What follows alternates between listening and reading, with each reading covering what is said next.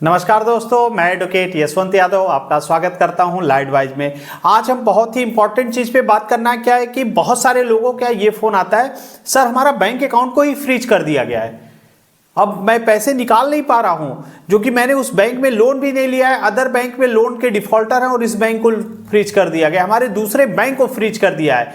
तो बहुत सारे लोगों के साथ ये समस्याएं आती हैं।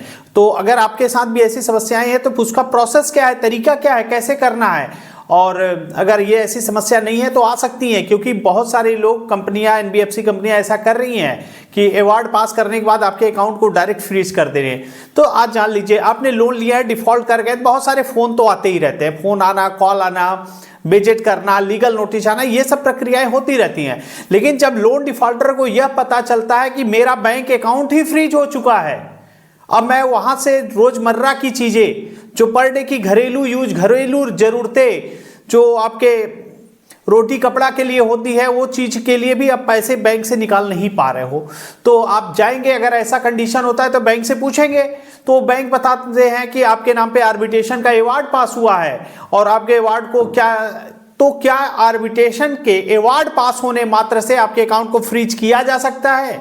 यह तरीका सही है या नहीं सही है? क्या लीगल तरीका क्या है? अगर ऐसा होता है तो आपको करना क्या है? तो पहली बात तो मैं बता दूं, यदि आपने लोन लिया है, डिफॉल्ट कर गया है किसी भी कंडीशन में, कंपनी को लीगल प्रायर नोटिस जरूर दे दीजिए। लीगल प्रायर नोटिस, देखिए आप लोन डिफॉल्ट हो चुके हैं या डिफॉल्ट हो रहे हैं या डिफॉल्ट होने वाले हैं, तो कंपनी को अवगत कराना, और आरबीआई की गाइडलाइन में साफ शब्दों में लिखा हुआ है कि यदि आपने लोन लिया है, डिफॉल्ट करके नहीं दे पा रहे हैं, तो उस कंडीशन में कंपनी को इन्फॉर्म करना जरूरी है। तो इन्फॉर्म करने के लिए ही तो लीगल प्रायर नोटिस आप भेजते हैं, और लीगल प्रायर नोटिस एक बार आप भेज देते हैं, उसके बाद ये जरिए रजिस्टर्ड डाक एडवोकेट के माध्यम से भेजिए। खुद एडवोकेट मत बनने लगी, क्योंकि कुछ लोग ज्यादा समझदारी के चक्कर में, कुछ पैसे बचाने के चक्कर में एडवोकेट से सलाह नहीं लेते हैं और ऐसा नोटिस भेज देते हैं जो कि अपने पैर पे ही वो कुल्हाड़ी मार लेते हैं। इसीलिए मैं कहा हूं कि ये 10 पेज का मजबूत ड्राफ्ट होता है, हाई कोर्ट, सुप्रीम कोर्ट के जजमेंट का हवाला देते हुए एक मजबूत ड्राफ्ट बना करके आप उसको देना होगा, ताकि आपको वो बिलफुल डिफॉल्ट की श्रेणी में न डाल सके। कोई भी प्रक्रिया करने से पहले उनको नोटिस का रिप्लाई करना हो, तो ये प्रक्रिया होती है 9-10 पेज का जो ड्राफ्ट बनेगा, मजबूत ड्राफ्ट, जरिए रजिस्टर्ड डाक एडवोकेट के माध्यम से, या फिर आप हमारे माध्यम से भी भिजवा सकते हैं। अब आ जाते हैं टॉपिक पे। होता क्या है, बैंक अकाउंट फ्रीज हो गया है, तो बैंक को क्या फ्रीज करने का अधिकार है? तो साफ जवाब चले, बैंक को फ्रीज करने का अधिकार नहीं है। आर्बिट्रेटर का जो बताते हैं, आर्बिट्रेशन का अवार्ड पास है, तो आर्बिट्रेटर क्या कर सकता है? चल संपत्ति को अटैच करने का आदेश दे सकता है, बैंक अकाउंट को फ्रीज करने का आदेश कर सकता है, लेकिन अवार्ड जो होता है, जो आपका आदेश होता है, उसको इन्फोर्स, उनको लागू कराने के लिए, उसका निष्पादन करने के लिए, उसका एग्जीक्यूशन करने के लिए आपके डिस्ट्रिक्ट कोर्ट में जाना होगा, जिला न्यायालय में जाना होगा, उसका एग्जीक्यूशन की प्रक्रिया करनी होगी, फिर उसके बाद कोर्ट से आदेश होगा, तब बैंक को फ्रीज करना होता है। यह नहीं कि आर्बिट्रेशन का अवार्ड पास हुआ, एक पक्षी अवार्ड पास हुआ, उस पर आपने ऑब्जेक्शन दिया हुआ है, उसके बाद भी अवार्ड पास किया गया है, गलत तरीके से अवार्ड पास किया गया है, उसके बाद भी बस आर्बिट्रेशन के अवार्ड मात्र से, आर्बिट्रेटर के अवार्ड मात्र से अकाउंट को फ्रीज कर देना, यह तो गैर कानूनी है, ये गलत तरीका है, नहीं कर सकते,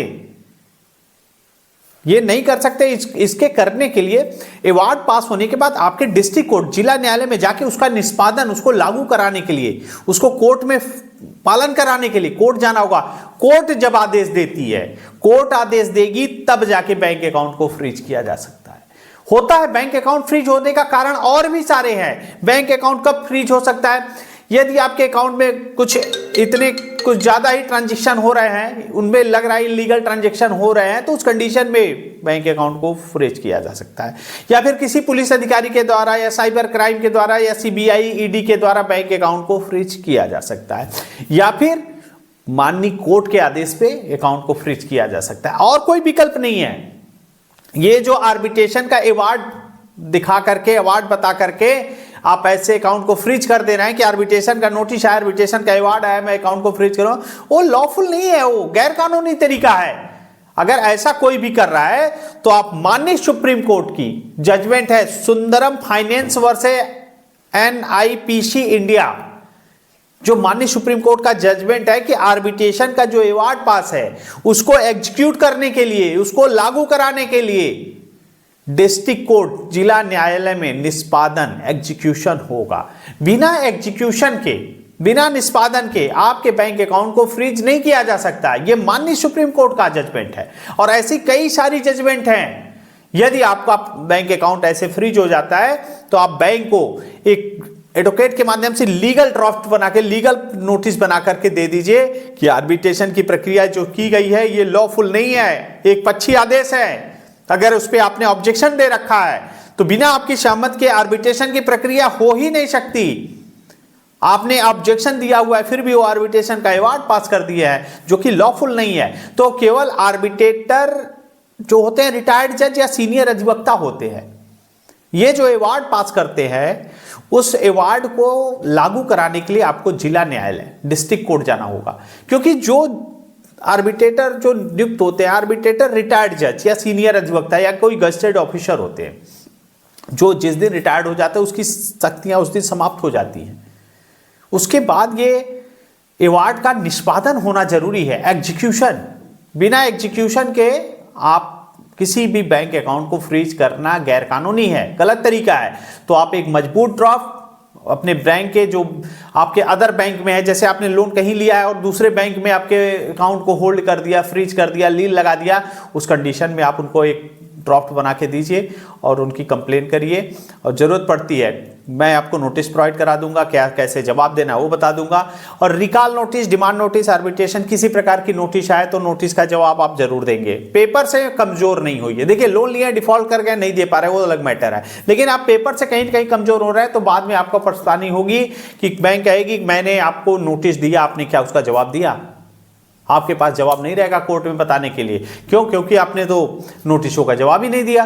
तो नोटिस का जवाब आपको जरूर देना है। अपनी फाइल मेंटेन रखिए, फाइल को मजबूत बनाए रखिए, जैसे बैंक अपनी फाइल मेंटेन कर रहा है, रिकॉल नोटिस दे रहा है, डिमांड नोटिस दे रहा है, आर्बिट्रेशन नोटिस दे रहा है, तो वैसे वैसे आप भी नोटिसों का जवाब देते जाइए।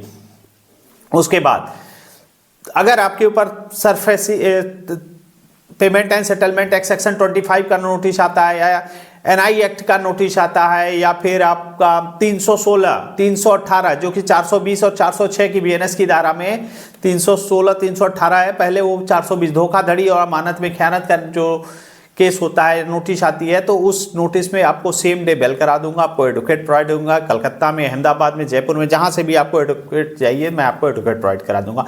और उसके बाद 13(2) सरफेसी एक्ट का नोटिस है, 13(4) का नोटिस है, किसी प्रकार का नोटिस है, आप पर्सनली, हमारा नंबर है, आप हमसे अपॉइंटमेंट बुक करके हमसे पर्सनली मीटिंग कर सकते हैं। और मैं अपनी बातों को यहीं समाप्त करता हूं। जय हिंद, जय भारत, धन्यवाद।